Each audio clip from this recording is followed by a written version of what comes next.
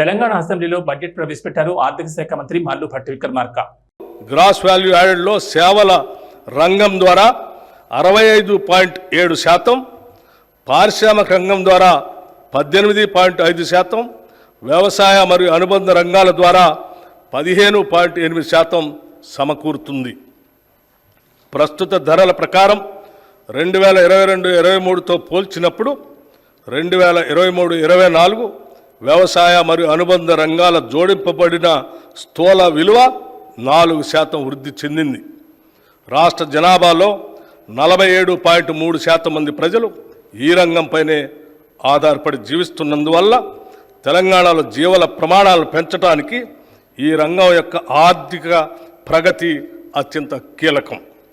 ఇక సర్వీస్ రంగంపై 33% మంది, పారిశ్రామిక రంగంపై 19.7% మంది ఆధారపడి జీవిస్తూ ఉన్నారు.